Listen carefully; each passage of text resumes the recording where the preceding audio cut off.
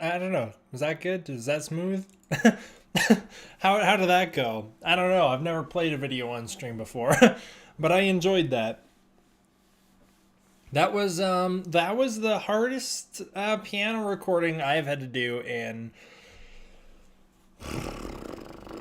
years, man. That sucked. I had a really hard time with that one. Hello, everybody. How is everybody doing? Hello, Childish Landino. Thank you very much. I hope you enjoyed the movie. I hope you've seen it so far. Hi, Sergeant Tommy, Guzzle 154. I don't know how to pronounce your name. Mingexia. Sorry, man. uh, that sucks, Guzzle 154. I am sorry that you were not able to see it. I hope you're able to see it soon. I heard it's coming out on Blu-ray, but I don't know the details yet. Yeah, I don't know, man. You've seen it 5+ times, and you're seeing it another one. Have you seen it so many times? It just came out, and it only plays twice. Yeah, I saw Shin Ultraman last night. I saw it in theaters. It has come out in America, so now for those of us in America, we can see it. I feel like this light's too dim. I don't actually have a lot of time today. I have to leave very soon. I won't tell Subaraya. I actually have to leave very soon, but I won't be able to make a video on Shin Ultraman because I have things to do tonight, including go see the movie again. That's going to be exciting. I'm going to see the dub. We'll see how the dub is. But I am going to be busy, so I'm not going to be able to talk about the movie much, which is why I wanted to hop on and do a quick stream to give my initial reactions. And this is actually something I have not done since 2017. I don't know how many of you will remember this. I almost guarantee Godzilla 154 is the only one who remembers this, but all the way back in 2017, I saw Kong Skull Island at a press screening, and so I hopped on to record my review of the movie live with everybody so that everybody could hear what my thoughts are. That's actually exactly what I'm doing today. I'm going to record my review for the movie live, and then we'll have a little bit of a discussion, but again, I can't stick around for a while. I remember the big... why do I say I remember? Sorry, I read the chat. I know the big topic of conversation is going to be Shin Godzilla versus Shin Ultraman. I'm not interested in that. That's not a discussion that interests me a ton. I'll touch upon it, but that's certainly not where we're going to be the focus of our attention. I also feel like really out of my element because I haven't streamed in years, multiple years. I haven't hopped on to stream. So I'm a little out of my element here. I feel a little unprepared to do this again.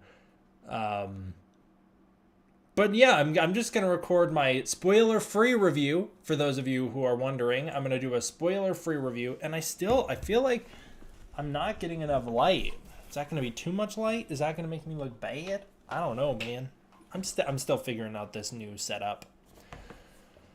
So yes, we are in the spoiler-free section of this live stream. I will eventually open it up to spoilers, but please try and keep spoiler-free, because I don't want to ruin it for people who haven't seen it yet. It is playing again tonight, but try and keep the chat spoiler-free for now.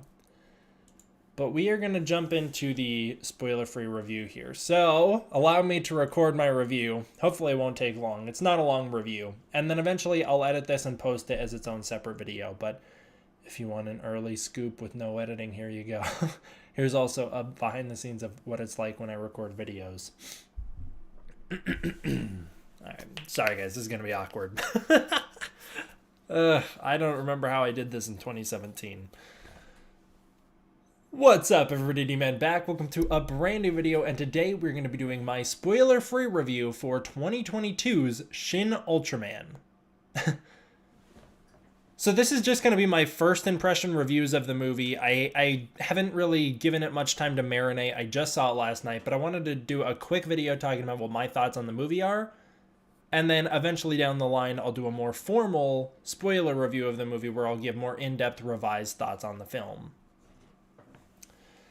This film was directed by Shinji Higuchi, one of the directing duo from Shin Ultraman, Ano Hideaki Anno, the other... see, awkward stuff that you don't see in the recordings. The other director for Shin Godzilla, Hideaki Anno, returned as basically the showrunner for this movie, but he was not directing this film. Jumping straight into it, from an outside perspective, I think Shin Ultraman is kind of a little crazy, although as a fan of the 1966 series, I actually found it to be pretty tame. The film is super stylistic, and they stick to a style of filmmaking and the principles of the 1960s very faithfully. I'm going to retake that line. The film is super stylistic as they stick to the filmmaking principles and ideals of the 1960s very faithfully.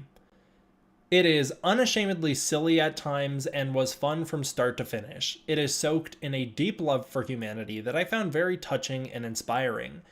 It is the best superhero movie I've seen since The Batman and was very refreshing from that perspective. And I'm sure it will go down as one of the most unique theatrical experiences we will have, or at least I will have, in 2023. The story is very simple. Kaiju are attacking the Earth, and the SSSP is created to stop them. One day, a giant silver man falls from the sky, and soon enough, the SSSP member Shinji Kaminaga, they changed his name on me. It's not Shin Hayata anymore. That really trips me up. And soon enough, SSSP... Man, this is weird. I don't like being watched, but I did it before. Where the fuck? Yeah, man, this is the stuff you guys don't get to see. I'm nervous to look at this chat. I'm embarrassed. Oh, here we go. And soon enough, SSSP member Shinji Kaminagi finds him...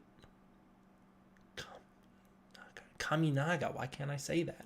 One day, a giant silver man falls from the sky, and soon enough, SSSP member Shinji Kaminaga finds himself as the new host of Ultraman, whom he uses to combat... whom he uses to combat foes from both Earth and space. This show very much feels like what would happen if you took the characters and worldviews held in the original 1966 show and dropped them into the modern world, and it's very charming from that perspective. The big standout by far is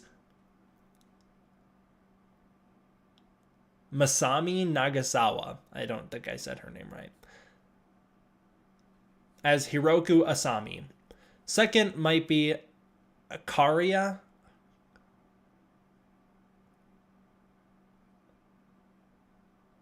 Hayami's. Second might be Akari Hayami's Yumi Funaburi. Unfortunately, much like with the 1966 show, oh, dude, this sucks. Unfortunately, much like with the 1966 show, our protagonist, Shinji Kaminagi, doesn't get much characterization and winds up being a little bland. The story does have a reason for that, and I actually found it to be... The story does have a reason for that, and I actually found it to be... This does have a story reason that I actually found to be interesting and appreciated, but I was still a little disappointed with that. The film is exceptionally well made. The cinematography is very much in line with Shin Godzilla. It's so stylistic and the framing is very captivating that you have no choice but to notice it. At times, the film delivers some of the most inventive shots I have ever seen, while at other times, it's distracting. The film shines when the kaiju and Ultraman are on screen, but the human scenes often feel a little cramped and unorganized. I would be willing to bet that's because Shinji Higuchi, the director, actually directed the special effects sequences for Shin Godzilla, while Anno directed the human scenes, and I kind of get that impression throughout the whole movie, that he doesn't really know how to stage the human scenes as well. The editing style is rapid and intense as a way to keep up the pace of the film even when the characters are just sitting around chatting. I will also say there's a lot less of that in this movie than there was in Shin Godzilla, so for people who were bored during Shin Godzilla, this movie is a lot faster paced. In fact, I found this movie to be so fast paced that it actually is a detriment to the film. At times it feels like the film itself needs to slow down and breathe a little and focus a little more rather than just speedrun multiple Ultraman episodes at once.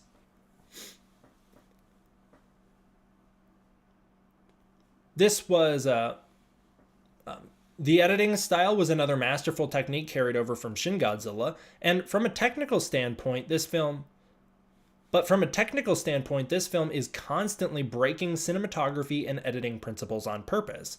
Sometimes that does work to the film's advantage, while other times it gets in its own way, particularly during those human scenes. The special effects and music are very well done. They choose to go for a more animated look for these characters to help them fit that retro aesthetic, it also makes them seem more otherworldly. But the choice to not go with photorealistic CGI characters does lead to sometimes the film feeling unintentionally unpolished. But I guess that's kind of always been a part of Ultraman's charm. I think I might catch some flack for saying that, but I actually mean it genuinely and sincerely. I've always found Ultraman to be very charming, and that the special effects are not the best in that 1966 show. While they are impressive, they're not the best.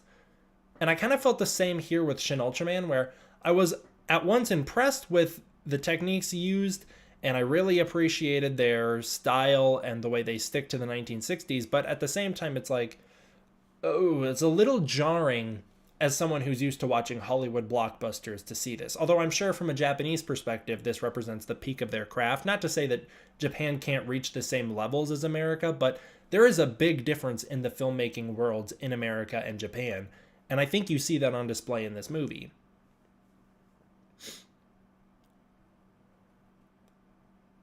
The music is also very wild. I think it's going to throw off some outsiders. Much like with Shin Godzilla, they use a lot of the original recording soundtracks from 1966 and from that show. That gives the music a very grainy quality that I really appreciate, but I know that was something that people criticized with Shin Godzilla. And the ending of the film felt very abrupt to me. It's one of the most abrupt endings I have ever seen, and I would feel like if I was an outsider or from an outside viewpoint, it would be very unsatisfying. Anyone who isn't familiar with the ending of the original show has every right to be upset with the ending of this movie, as it doesn't provide much resolution at all. Much like with the last episode of the show, I didn't find it to be completely satisfying, and I was left just wanting more from it.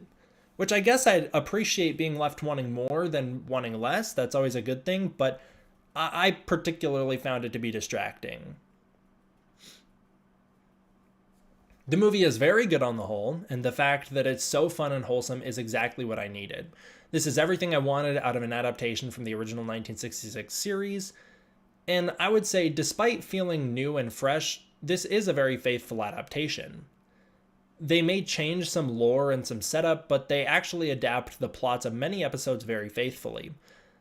I enjoyed this movie as a whole more than I enjoyed any single episode of the series, but I think I liked the entirety of the 1966 series more than I liked this movie, at least for now. Glenn Howerton is one of my favorite filmmakers, and he has this theory on music that I really appreciate, and his theory is that when you listen to an album, the songs that initially blow your mind and blow you away wind up fading as time goes on. But the songs you hear and you notice that there's something you like in them, and you grow to love them, are the ones that last with you the longest. And I would say I definitely have that, and I definitely have the feeling that that's kind of what I'm feeling with Shin Ultraman. I definitely experienced that with the original 1966 show, so that could be the same thing here. And I absolutely want more from it. I don't know if this is going to be a controversial take, but after watching this, I am left with a much stronger desire for a sequel to Ultraman than to Godzilla. I would very much like to see Shin Ultraman 2 more than I would like to see Shin Godzilla 2. And because everybody wants to know the comparison, as a diehard Godzilla fan, for me, it was no Shin Godzilla. But that doesn't discredit this film at all for me. From the very first scene, they make it very clear that it's not trying to be or going to be the next Shin Godzilla. This is an arbitrary rating, but based on an initial viewing, I suppose I'll give this movie an 8 out of 10 for now. I thought it was very good, but I do have some problems with it that I'll talk about more in my spoilers section. But I did like it. Let me retake that because I won't be always live streaming. I'll get more into the things I disliked in my spoiler review down the line whenever that comes out, but for now, I would give it an 8 out of 10. All right. Thank God. I'm done. I'm done with the script. Thank God. All right. Let's see what the chat thinks. Remember, let's keep the chat spoiler free for now, but what did you guys think of it?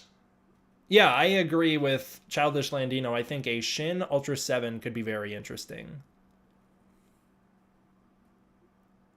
Did you like the effects? I thought the effects were all right.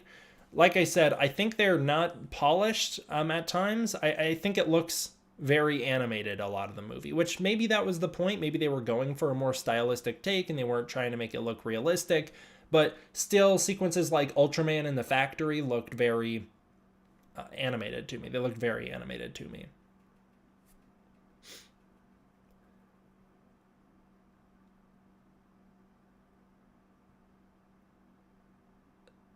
Godzilla 154, have you seen it? Because you just said you have similar critiques.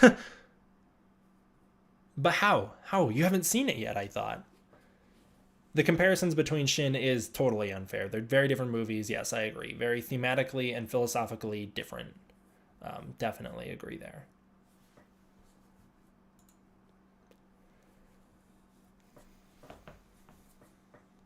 Well, Godzilla 93 loved it. He says it was amazing. I did not think it was amazing, but I did like it. Favorite sequence? That might get into spoilers, so let's hold that question for a minute. I did not know it's been online for a while, or yeah, I didn't know it was posted online. Admiral Akbar didn't even know it was out. I also liked the storyline. I thought the story was very good for this movie. I liked the story a lot. I felt that the way that they kind of speedrun the whole arc of that original show was pretty interesting. And again, I think they did that very faithfully. And I did appreciate that. But at the same time, I felt like they maybe introduced one too many plot elements to where it kind of gets muddy in the middle. That's an interesting comparison, comparing it to Godzilla vs. Kong. Well, I definitely liked Godzilla vs. Kong more, but I wouldn't compare those two movies ever. I wouldn't think to compare those. I'm excited for Shin Kamen Rider. I don't know anything about Kamen Rider. I know nothing about Kamen Rider, but I'm excited for it. So I guess I've got to start watching that show. It's not on Blu-ray, though, that show, so I have to watch it on streaming. You haven't watched the 66 last half. It's definitely hard to follow for new fans. That's kind of the thing that I feel is most detrimental to Shin Ultraman. I think if you're watching Shin Ultraman as an outsider, I don't think it's going to be very accessible. I know that they wanted to make this movie to get more people to be interested in Ultraman. They wanted to make this movie accessible to mainstream audiences. I think even Shin Godzilla is limiting to mainstream audiences. There's a lot of silly elements in that movie that's very hard to stomach for an outsider. But Shin Ultraman, I think, goes on a completely different level of wild. I don't think Shin Ultraman is accessible for outside viewers, especially because there are certain plot elements that just get dropped seemingly abruptly. I don't want to give spoilers, but there is an alien that Ultraman is introduced to midway through the movie, and by, I would say, the halfway point, that alien kind of just goes, "Oh, I'm done here," and disappears. And if you haven't seen the episode that storyline comes from, I think it's very distracting and is like, well, that was really unresolved. I mean, it does set up the threat of what else Ultraman has to deal with through this movie, but I don't think it came across in a satisfying enough way for an outsider. That's my fear anyways. And I definitely felt that way with the ending of the movie. If I hadn't seen the ending of the show, I think I would hate the ending of this movie. I would be really annoyed that the movie ends the way it does. because it is unsatisfying. But I've seen the show, so I know why they did it, and that's kind of why I give it some leeway.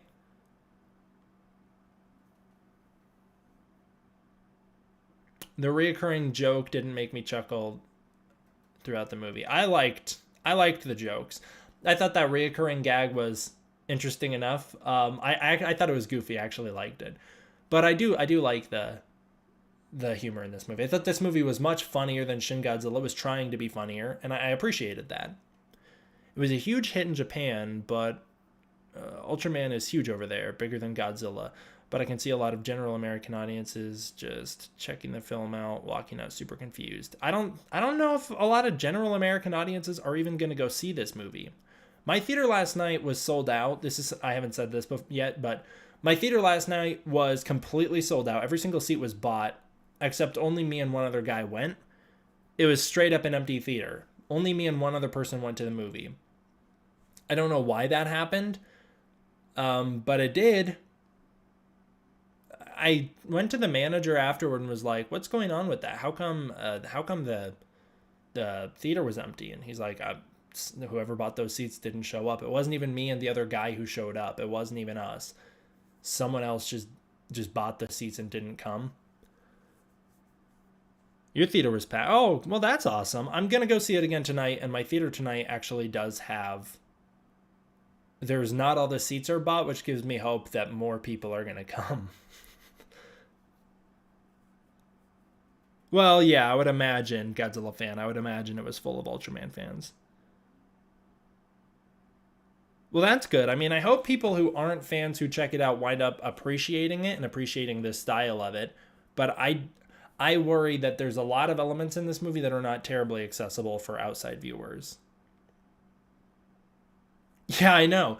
Someone's making sure it's making money, but they're also screwing other people out of seeing it, because had they waited, like they bought these basically on pre-order. They bought it out basically on pre-order. And so, like, and when I say that, I mean these tickets were sold out a month ago. So it's really frustrating because I had a group of people who was going to go with me who didn't get to go because the theater was sold out. All right, I think I'm going to open it up to spoilers because I got to take off here. So everybody in the chat, let me know how you feel. Are you wanting me to jump into spoilers? Because I think I'm going to do that and then I'll head out. So let's get into a spoiler discussion if that's what you guys want. Your theater wasn't very packed.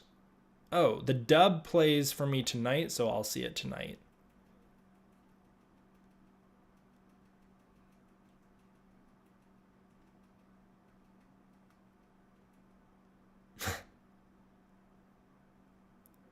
Okay, so it seems that two people don't mind spoilers. Landon wants spoilers. I think we're going to do spoilers. Well, this is your official spoiler warning for Shin Ultraman. If you haven't seen Shin Ultraman, I'm going to spoil the movie. So if you haven't seen it, I would disappear now. And that would be what I would do if I were you.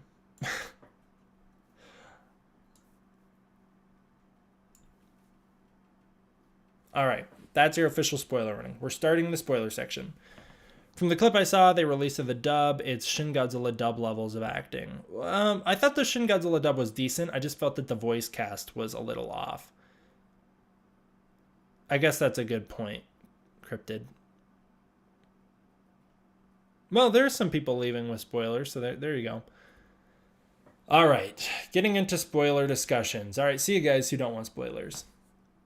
Yeah, this is going to be a really nitpicky thing, but it actually impacted my enjoyment of the movie a lot. I did not like how quiet Ultraman was. I thought it was really strange how he never made any noises. He fights dead silent the whole movie. He even takes off into the air dead silent. I thought it was really distracting. I don't know why they didn't give him grunts. I don't know why they didn't make him have noise. I don't know why he didn't have a little more audible dialogue, I guess. I don't even know. But he didn't make noise. He was just jumping around silently, and I found it to be very distracting. Yeah, exactly, Childish Land. You know, he didn't even know Shuach. I was waiting for him to yell it when he takes off into the air, and he just doesn't. And I found it to be really distracting. Also, I wish we got to know Kaminaga before the accident, because I found it to be really unfortunate that we only get literally one scene with him where he is displayed as truthfully a hero, someone who runs into battle and then dies to save a child. But we never get to meet who he really was. Instead, we're left with Ultraman the whole movie in his body, and none of the characters seem to notice he's acting different, so maybe that's how he always acted, but I found it to be really strange. I really wish we got to meet Kaminaga before the incident. And going along with that, I felt like I didn't get to know all of the characters on the whole. Like, all of the characters felt like we got snippets of what their personality is. They were all characters, much like in that original show. And I love that about the original show, but I have the same problem with the original show. The characters are all caricatures, not characters. They're all very one-dimensional. Like, everything we know about the character is entirely summed up by, like, she's goofy, he's the smart one. And it kind of gets to the point where in this movie, some of the characters, like, I don't even know what the nerdy guy's name was. I don't remember him at all. I felt like some of the other characters were a little more developed. The actual only character I felt like I really appreciated was Asami. I felt like she had a fully fleshed out character, but everybody else felt very one-dimensional. I think it would be impossible not to see the GRS Easter egg. Oh, the GRS Easter egg. I thought you meant the Gomez Easter egg. No, I don't know what the GRS Easter egg is. It's like everybody saw the Gomez Easter egg. Yeah, I don't know. I felt like I never really got to know the characters, and I really, really wish we got to meet Kaminaga before he straight up dies in the first scene.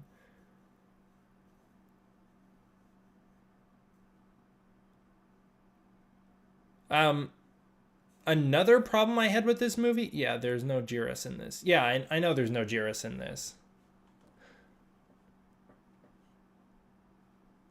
I feel like a lot of the things I can talk about in spoilers are going to be issues I had with the movie, so I'll try and balance it out here. Yeah, I completely agree. It is faithful to the 66 show, faults and all, which, hey, they did what they wanted to do very successfully. Good for them, but I do think that is a bit distracting. Because, like, I don't know. I'm gonna keep harping on it, but I don't know about the personal lives of these characters, and it's not even a Shin Godzilla situation. Where I know a lot of people criticize Shin Godzilla and say, "Oh, the characters are all so boring and bland in that movie." No, the situation those characters are in has stripped them away of the lives they had before the movie started. So all we get is them in absolute panic mode. And we do get moments of characterization, like the moment where they're all sitting around drinking coffee, it's night, they're making fun of Godzilla's teeth, Godzilla's recharging in the city, and they figure out the whole origami thing. That sequence does a really good job to show character development.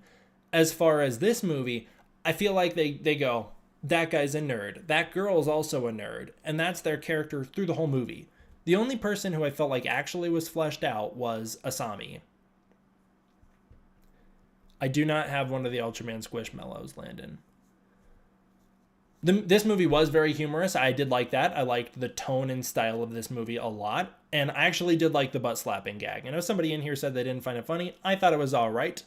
I enjoyed this whole movie as far as that aspect goes. I really liked the tone and style. It's actually way less goofy and silly than that original show was, and the characters are way more toned down, which I do like. But I did like the humor a lot more in this movie than I liked it in Shin Godzilla. I felt that this movie was more consistently entertaining than Shin Godzilla was. Now getting into another criticism. What about the nose scene? Yeah, I noticed that. There's a scene when all the characters are in a circle talking to each other and you're looking straight up their noses a lot. It's really weird. Super weird. I felt that the SSSP march was used at an inappropriate time because nothing really exciting or epic was happening. That song is so awesome in the original show. Whenever it comes on, you're like, it's time to kick some ass. But in this movie, it's just them walking through the like business building that they work in, and I felt really disappointed by that. They're not loading up into a jet, they're not taking off in a helicopter, they're not going into battle. It's just them getting ready to leave for another incident. I felt like it played at the wrong time. I also, this kind of goes along with it, I felt that the production design was really lacking in the SSSP department. I wish the costume design was stronger, and I really wish they had a better set. One of the most iconic parts about that original show is the set that the SSSP works in is so vibrant, it's so silly, but at the same time, you buy it. You're like, all right, that's the futuristic set of the people saving the world. In this movie, they work in a tiny, tiny little room, and you're like, the SSSP? You mean these 4 guys stuffed in this little cramped corner in a business building? That's the people saving the world? I felt like it was really lacking in terms of having a strong visual component that sold us on, these are the future. And I also felt that the colors were too toned down. I didn't like that they wore suits. I felt that they should have at the very least been wearing orange shirts, orange uniforms. I felt that then when they went into battle, they should have geared up with like orange vests or something. But instead it was very much like we're in white jumpsuits or we are in normal everyday suits. Another part of the reason that the SSSP is so fun and iconic in that original show was how crazy their suits were. Those orange suits with the jackets and the tie. I don't think they should have done that in this new show, but if they had something referencing that in the production design and the costume design, I would have appreciated it a lot more. Like the film is super faithful. They even recreated a lot of the fight shots for shot, down to tiny moments. It's really cool when you see them side by side. Oh, that is cool. I guess I didn't notice that they were recreating shots, but I definitely think that I did notice that they did a lot of references to that show in terms of plot aspects. There were some awesome orange jackets in the concept art book. Unfortunately, they didn't use them. Yeah, that's crazy. Why didn't they lose them? The sets may have been limits due to COVID. Oh, I guess that could be, but you don't need you can build a set and still film on it. You don't need a bunch of people on a set that you built. What else do I have to say about this movie? Oh, I also wish the SSSP had more of their iconic tools. There's no jet VTOL. There's no spider shot. They don't have any of their cool tools. I felt like this movie was almost an origin movie, which is why I feel like I need another movie. I need to see the SSSP progress into one similar to the one I saw in that show. Because at the moment, I'm like, these guys, they may have been doing well before the aliens started to show up, but they are not going to be doing well now. Now the kaiju, maybe they can handle the kaiju, but if any aliens show up, these guys don't have the tools equipped to fight them. At least in that original show, in the last couple episodes, they go out of their way to make a point that the SSSP has now progressed to the point where they can aid and also take on monsters without Ultraman. I liked that about the original show.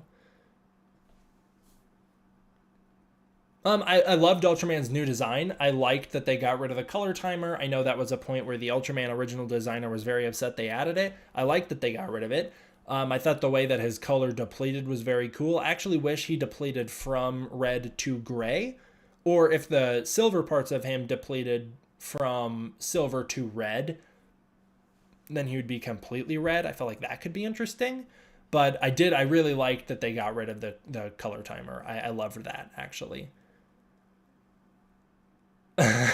Also, when Ultraman shows up to fight Gamora, the very first thing he does is the bleep blorp spin move. I freaking lost it. I thought that was so funny. I loved that they did that. Landon, you got to stop spamming the chat. I'm going to put you in timeout because it's just annoying. So, yeah, he comes in and he does the bleep blorp spin move that he does in the very last episode of Ultraman, and it's hysterical. When he did that in the last episode of Ultraman, I'm watching it with my dad, and both of us just start laughing. We're like, what the hell is happening? It is so goofy. Okay, also, this is something I loved, and I wish more movies would do this. I loved how the kaiju were back to being 50 meters, not 100 plus meters. I think it's cool to see a giant 400-foot Godzilla, but I really appreciated Shin Ultra Fighter. I don't know. Yeah, I guess I'll have to check that out. I really appreciated how they shrunk the kaiju and Ultraman back down to 50 meters like they were in that original show, because it makes them feel small in the city, which makes Ultraman, first of all, feel a bit more like a superhero, which I did like, but also it makes it feel more like we're getting to see what would happen if the monsters from back then showed up now. It's not like, oh, look at it, a 400-foot tall monster and a 500-foot tall Ultraman. I would have not loved that. I loved how small they were. And by small, they're still giant. They're still as big as they ever were. It's just they look small in modern cities. What else? Oh, here's something. I wonder what people will think of this. I found the kaiju to be more compelling in this movie than the aliens. Not in terms of story, but in terms of I enjoyed it more when they were on screen. I wish the kaiju had a larger role in this film. And what I would have loved to see is one kaiju, I don't know who, Bimular, I don't know. One of the kaiju shows up at the end of the movie, and now Ultraman has to deal with a two-front war because the kaiju just kind of disappear halfway through the film. I would have loved to see Ultraman have to take on a kaiju and fight Zeton at the same time. Like, there is a monster attacking and he has to go fight Zeton in space. Would have been way more compelling, would have been way more interesting, way more tension. I felt like the ending of this movie was really short on action.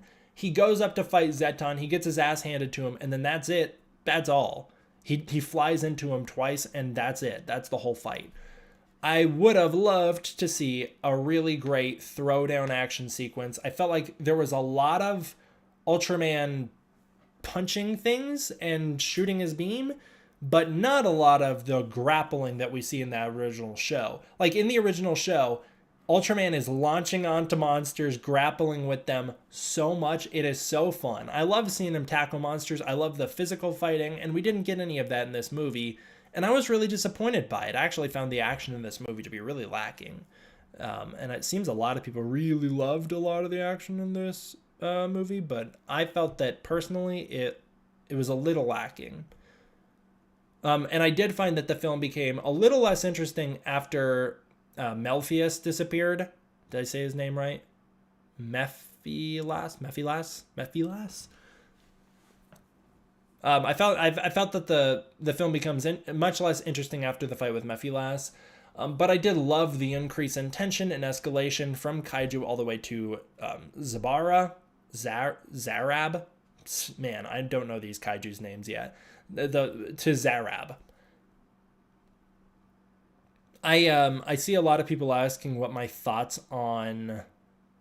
There was a more in-depth Naranov fight that got cut. Yeah, I wish it didn't get cut. I would have loved to see that. Okay. I have to speed it up because I have to go soon, so I'll try and get through my notes quick. But my ranking for kaiju, Mephilis?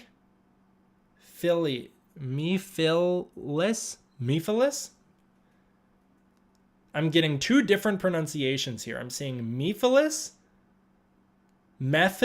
and Methylis. I like Methylis better. I guess I'll hear in the dub tonight how they pronounce it. All right, jumping into my notes. Running through... Oh, I don't know any of these monsters because a lot of them come from Ultra Q, so I have no connection to them other than this movie. And I also don't know how to say their names because I've never done reviews on them. I only learn how to say a monster's name, by the way, when I'm reviewing that episode. So I still don't know a lot of this stuff. Mephilis. Okay, cool. Mephilis. Got it. Duran, is that how you say it? The mammoth flower. He's my least favorite. Then is Pagos, who I actually forgot was in this movie. They mentioned him multiple times, and I was confused about who they were referencing.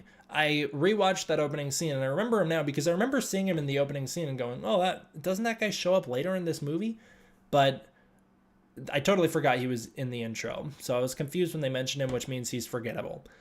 Pegula, who is like the rip-off Gauss kind of guy. I also don't remember what he looks like in this movie. I think he looks very faithful to the original design, which I appreciate. Goga is the badass snail. And I loved when he shows up for 2 seconds, But he is so cool. I love the spinning drills on his back, and I wish we could have got to see more with him. Large US? I don't know, man. I don't know how to say that. The giant chicken. That's the most photoreal design they had in this movie. I really liked seeing it. I also love that they're like, oh, he got away and we don't know what happened to him. He's somewhere out there. I thought that was really funny. Next is Zafi, who is from the original Ultraman show. He's not originally an antagonist in that show, but he shows up as an antagonist here, and I actually liked that twist on him. He is an asshole in that old show, and I like that they made him an asshole in this show too, because if you watch the old show, he goes, hey Ultraman, why don't you just kill Hayata? Why don't you just come with me and let Hayata die? And Ultraman's like, dude, I'm not gonna kill Hayata by going with you. And he's like, yeah, just kidding, here's a I have an extra life, both of you can live. What the hell, Zafi? Why didn't you just let them both live? But I liked that in this movie, he was kind of the same. I loved the new lore with him. I felt that he was a big upgrade on the original, but he is actually the only monster in the whole movie whose original design I liked better. I do not like his new design. He's too boring. He looks too much like Ultraman. There's nothing differentiating him other than color. And in the old show, he still looks a lot like Ultraman, but at least he's got like different chest pieces. In this movie, he's just straight up Ultraman with different color and a little bit of a different paint job. Like he's got extra lines on him, but I felt that he was too similar. Then Shin Gomez, who I loved. I loved the tribute design. I thought it was very fun to see. I think it's super fun that they did that. I would have hoped that they would have done that in order to have a reference to the way that in the original show they would just take and modify Godzilla suits. And I thought that was super funny that they did that here, and I'm a big fan of it. Although he does get absolutely annihilated. He's taken down by tanks. Oof. I did not watch Ultraman vs. Jackal animated short. You'll have to send that to me. I did not watch that. Okay, this is where the list gets really hard. It's going to be really hard for me to rank them from here on out because the rest of them I liked a lot. I think my next up is Hiroku Asami, Giant. I thought that was super funny. I could not believe they did that. But the second they're like, she didn't show up to work, I immediately knew she was going to walk around that corner as a giant because that's exactly what happens in that old show. And I thought it was super funny that they did that. And I also like that, much like in the old show, she also does a little bit destroying. Can you stream this film? No. How about no? I also like that she does a little destroying of the city, but not much. She actually does less than Fuji did in the old show. Well, I thought that was funny. And I could not believe they touched upon the very realistic, not safe for work aspect of that character by having all of the blurred images of her upskirt, which I thought was super funny. And I thought the same exact thing watching that scene. I thought, how embarrassing. She is in a skirt. Uh-oh. And I could not believe that the movie addressed that. I was actually expecting them to do a little bit of lowbrow stuff where the camera was going to pan all the way up and she was going to step over us and we would see up her skirt. I'm glad they didn't do that because it keeps it more family friendly and more highbrow. But I still thought it was super funny to work that visual joke into the Twitter moment. Next up is Narina, who I thought had a wonderful redesign and a very faithful adaptation. I really enjoyed the sequence with him. I don't really have a ton to say about him, but I loved it. I loved everything that we got with him, and I was really excited for it. Why'd she put her foot in the building? Because she was being mind controlled. That's why. Also, did she? I feel like she didn't kick the building. She elbowed a building, but she didn't kick the building. She just acted like she was gonna. Yeah, she was being mind controlled, so she didn't have a choice, for those asking. Next is Zarab. Next is Zarab, who I thought had an incredible design. I thought it was hysterical when he showed up in a human costume wearing the hat and the and the trench coat. I thought that was hilarious. I think that's a great Halloween costume. He has a great presence, and I loved everything about him. I loved everything about the way he was. And his back was crazy. The fact that it just went... I loved doubling down on the pronunciation. Is that not how you say it? Zarab? I don't know, man. But I thought his back was crazy the way it arced in. That was super fun. I loved seeing him. I loved that he looked very practical. He looked like a real practical suit, and I thought it was great. I also loved his little butthole mouth. I thought that was super fun. Next is Gabora, who I thought was wonderful. A massive upgrade to the original. Super fun to see in motion. Oh, Narana, and am I still pronouncing that right? Or wrong? Nerunga.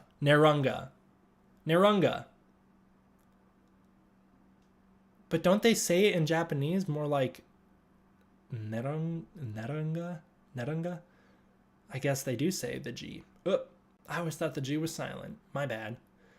Do they pronounce it wrong in the dub for the original show? Because I also watch the dubs for the original show, which is actually where I get most of my pronunciations from, which is probably why I say all the names wrong. All right. The drill was epic. Yes. Gabora's drill was incredible in motion. I felt that that was a design in the original show that was cool in concept, but really missed out on that they didn't have proper CGI technology to bring it to life. The way that his drill spins, the way that it was so... I thought the reveal of the second head was way better. The way that those things on his back were like super tendrily and locked into the rock mountain behind him, so cool. I loved it. And there's a lot of great shots in that fight. I also have to mention my favorite shot in the movie actually comes in the fight with Nerunga. The shot comes in the fight with Nerunga when you're looking down the high tension wires and Ultraman's on the right and Nerunga's on the left and they're shooting the beam at each other and you're looking down the high tension lines. That's the best shot in the movie. As far as my favorite sequence in the movie, I would either say the fight with Nerunga at the very start. Oh, you know what it is? It's definitely the fight with Zurab when Zurab is running around as a fake Ultraman in the city. That's my favorite sequence in the movie because I thought that is it Zurab who has those really crazy ass Legion powers from like, oh, not Legion, Iris. Iris is the one who I felt like had similar powers in Gamera. I haven't seen those movies in a billion years. But the way that he had those like really crazy colors coming out of him, so fucking cool. I loved that. I was a big fan of that sequence. I really, really enjoyed that. Yeah, Gabora was super fun to see in motion. I wish that we got to see more brutal kills. I wish Ultraman would kill the monsters the way that he brutalizes them in that old show, but he doesn't. And then finally, my next favorite. Oh, did I say Zeton, guys? Did I forget to say Zeton? Zeton comes right after Shin Gomez. I felt that Zeton was right after Shin Gomez. I thought the redesign and modernization was fantastic, but the action sequence was a bit too short. I loved the scale of him. I loved that he was enormous. I loved the shots looking into the sky when he was flying across the sun. I loved the shot of him above Tokyo Tower, and I really liked that he was a weapon used by the people by the Land of Light. I really liked that. I was a big fan of that. So I don't know. I saw somebody asking earlier what I thought of him becoming essentially a robot and a big gun. I loved it. I felt that Zeton in the original show was actually really underwhelming. He shows up. I love his little voice. Zeton. I really like his voice, but he really doesn't do much. He beats the snot out of Ultraman, but I watch it and I'm kind of like, well, he's no more impressive or less impressive than Zurab was a couple episodes ago. So I didn't love Zeton in that original show, but I thought they did a fantastic job here. Although I will say again, the action sequence was way too short. All Ultraman does is fly up, shoot him with the Specium Ray. It doesn't work, or Spacium. Could be either, because I see it spelled two different ways. Shoots him with the Spacium beam. It doesn't work. And then Ultraman just kind of gets obliterated, and that's the whole fight. Zeton and Super Ultra Fighter is hella based. All right, I will definitely have to check that out. All right, finally, my number one favorite is Mephilas. Is that how you say that? I don't know it. Well, I didn't find the idea of aliens in this movie to be as interesting as kaiju. I loved how evenly matched he was with Ultraman, and I loved the fight scene a lot.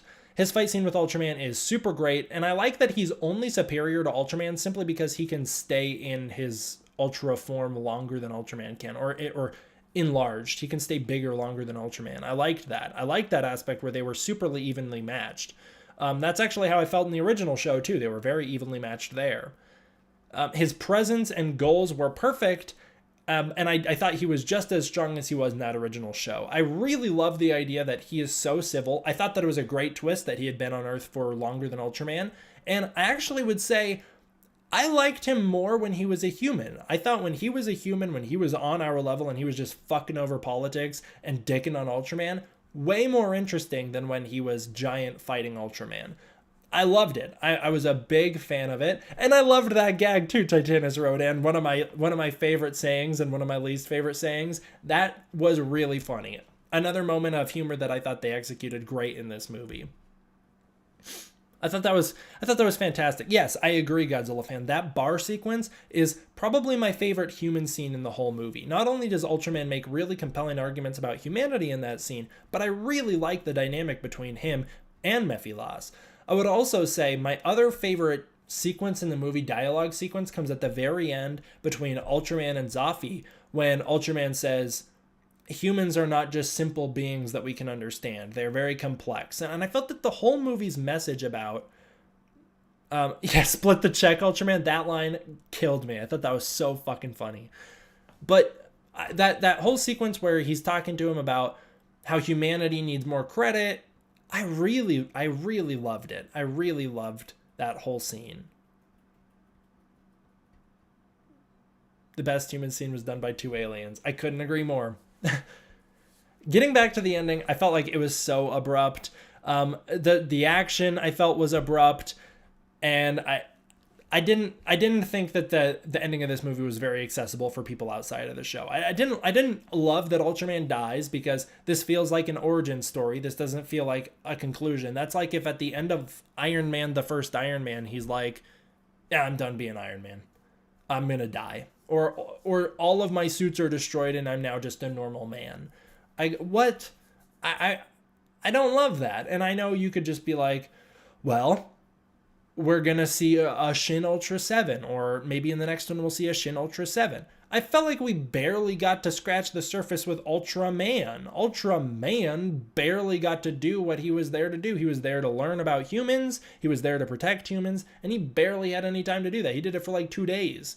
I feel like this movie speed ran him way too quickly to get him out of the picture, just so that they could have an ending like that original show. And I felt that the ending was really abrupt. Like, Ultraman's dead, right? He revives, what's his face? Kaminaga? He revives Kaminaga, but Ultraman is still taken off to the land of the light dead. Kaminaga, the human who died at the start, is now revived. That's at least as I understood it, because that's what happens in the original show. Hayata straight up dies in the first part of that show, the first episode. And then the last episode, they revive the original Hayata. Yeah, I get that Ultraman wanted to sacrifice himself for the human he loved, and I appreciated that. But I appreciate the sacrifice, but I don't like that it happens in the first movie. I feel like it's not as earned.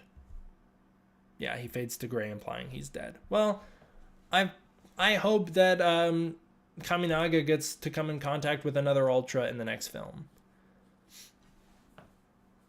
I thought that this was a very solid love letter to the original 1966 shows, and I loved that it was filled with wonderful callbacks to both that and Shin Godzilla. Now, I feel like, as I have to end it here, I'm going to go through the Shin Godzilla stuff very quickly. I heard tons of crazy rumors before this movie came out about there's lines when they say Godzilla's body is being moved to Antarctica, and this is a direct sequel to Shin Godzilla. It definitely isn't. The fade to gray is less of him dying and more of him separating. Well, to each their own. Ultraman doesn't die in that original show. He gets to live, so I would assume that the same thing happens here. Favorite piece of music. My favorite 2 songs in the movie are actually reproduces of the original music.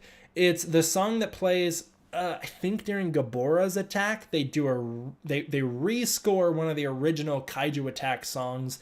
They also rescore when Kaminaga turns into Ultraman in order to fight the fake Ultraman. They play Ultraman's powerful theme song from that original show, but they've redone it, modernized it with modern orchestras, and it sounds incredible. It's so good. I know that everybody loves the what's the song where he's fighting Mephilos? That's a great song too, but I particularly loved the re-recording of the old music. All right, getting into the Shin Godzilla stuff quickly because I gotta go. I was super excited to see the Shin Godzilla title card at the start of this movie. I thought it's a great reference to the original show with the Ultra Q title card. I thought Shin Gomez was great. There's stock footage of the military sequences from Shin Godzilla early in this movie that I thought was very fun to see again.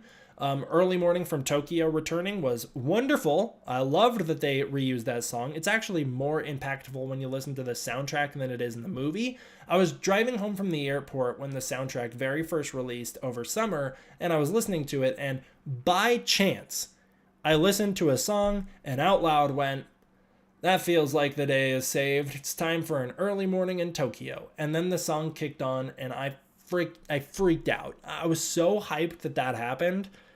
So yes, I thought that the use of that song was great in the album, but in the movie it's just so quiet and muted that you can barely tell it's there. It was a little sad.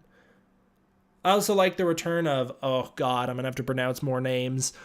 Kyusaku Shimada, who's the older man. He's the older man in Godzilla, Shin Godzilla as well. He's not old. He's an older man. He's got the long face. I liked that he shows up in this movie. And Yutaka Takinouchi? Yutaka Takinouchi. I thought that seeing Hideki Akasaka as his character from Shin Godzilla, I thought seeing him in this movie was very nice. He plays basically the same character. I remember reading an interview over the summer that may have been mistranslated. If it is, please let me know. But I remember reading an interview over the summer with, I believe it was Shinji Higuchi or maybe Anno, saying that they brought him back to play the government man as a reference to Shin Godzilla, and because they wanted to make it clear that this was the next universe over or something. I remember reading the phrase "the next universe over" and being like, okay, maybe that means that in the grand multiverse, those two universes are cousins to each other. They're next to each other. They're sibling universes or something. But I didn't know, and I also didn't know if there would be a multiverse, and there totally is, which is awesome. I guess I'll talk about that at the very end. But yeah, I liked seeing him back. And because I know people are gonna bring up the conversation, yeah, I think Shin Ultraman could beat Shin Godzilla in a fight. I don't know though, because Shin Godzilla is way bigger and way more powerful than anybody that Ultraman fights in this movie. Godzilla is way more powerful than any of the kaiju from the Ultraman universe, so I think that Shin Ultraman would have a big problem if he ever met Godzilla. But Ultraman does kill a bunch of kaiju, so maybe, I don't know. I think probably Shin Ultraman could win in a fight.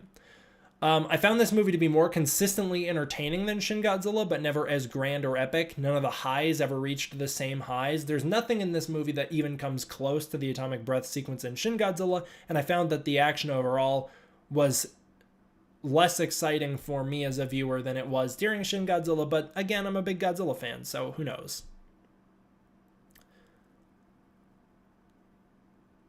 And then finally, I thought that it was really exciting that the multiverse was real and Ultraman learned how to breach it at the end of the movie.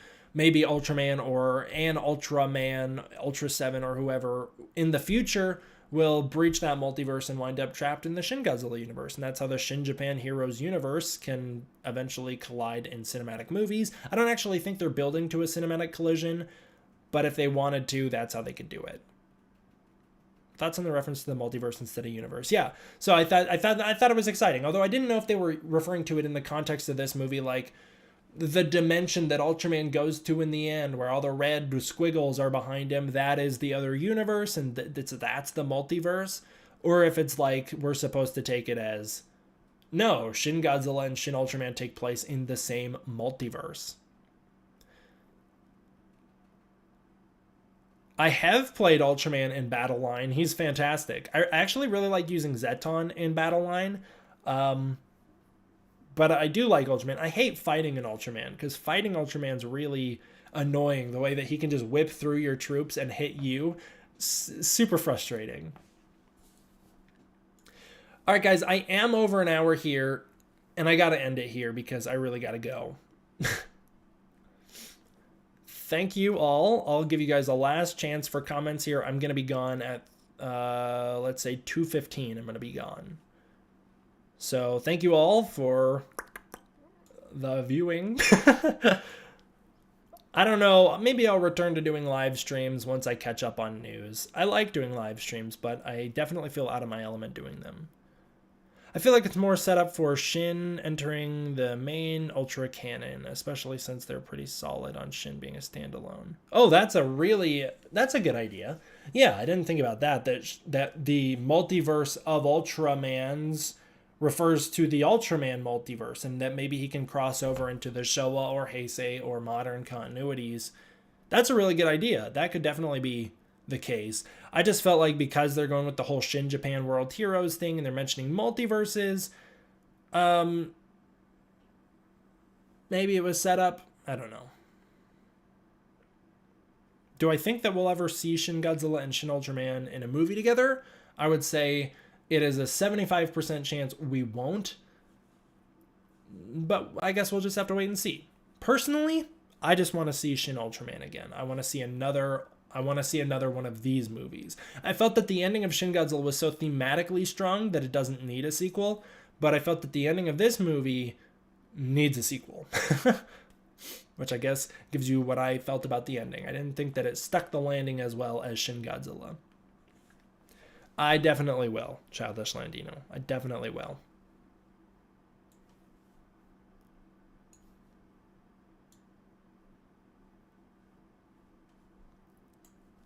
Did Saturn Dusk ever make it to this stream? I don't know if I saw him in this stream. I hope Saturn Dusk liked the movie. Oh, he is. He's right here. I didn't even see him. That's funny. He's literally right here. He's the one who asked about the multiverse. Saturn Dusk, I hope you liked the movie.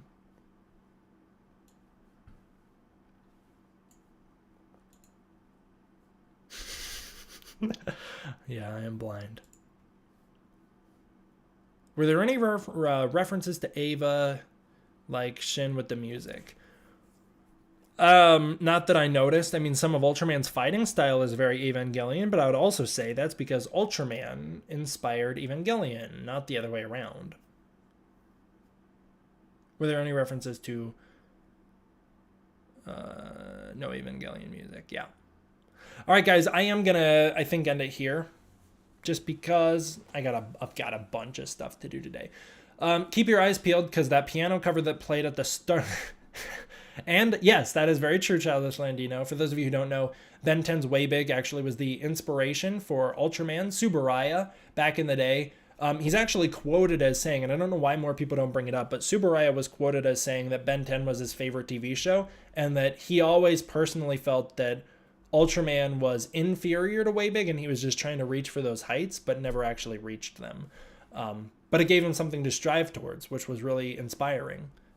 And I think we could all learn a lesson from Subaraya and be a lot more like him. All right. Thank you guys for joining me on this stream. I will get my Shin Ultraman review edited here within the next couple days. I would expect it by next Friday. It'll be probably posted.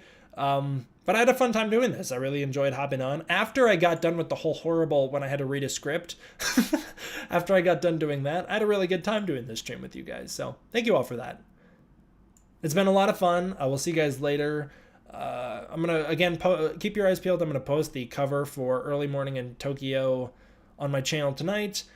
And then I'll probably post a MonsterVerse video tomorrow. All right, see you guys. I am going to go watch the dub, but I got stuff to do before that. Hope you all had a good time. Thank you all for joining me. Check out the Patreon.